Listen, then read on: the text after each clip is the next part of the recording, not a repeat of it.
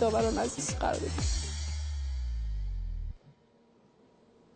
سلام خدمت داوران عزیز. من زیبا حمیدی هستم از ولایت بدخشان. زیبا جان خوش آمدین. بفرمایید.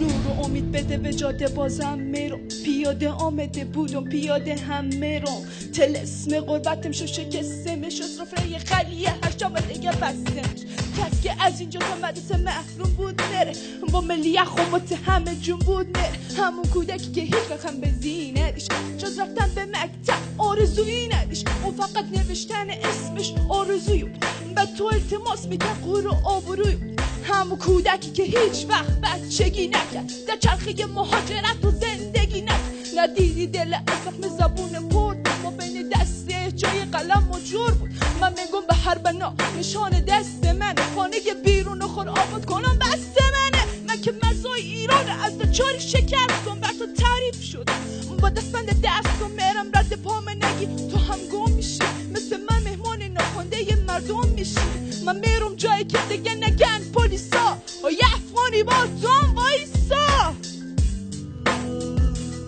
سایه تو کوچه یه قربت بام ته کرد، زخم پای تو اشکای چشام سیر کرد، تو هم از درد زیاد بقان تو به ستاره رسی، چشم تو هم جز عشق آه چیزی ندید، تو درد کشیدی اگه من ناله کردم، تو عشقی من یاد آشیانه کردم، ببخشید سنگم اتفاقی خود به شیشه شما شکست تو رو میشه همیشه شما، تو هم خسته ای از فشار زندگی میدونم، از اینکه من تحمل کردی خیلی ممنون، با یه لبخند شکسته میرم کنار شما، شرمسارم از زحمات بیشمار شما.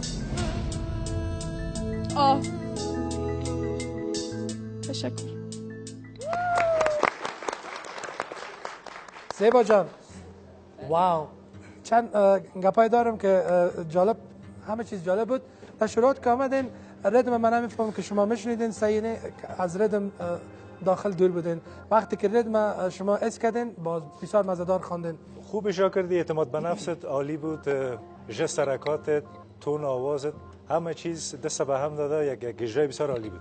تشکر. زیبا جان زیبا بود. انتظار نتیجه تان باشین. تشکر. موفق باشید.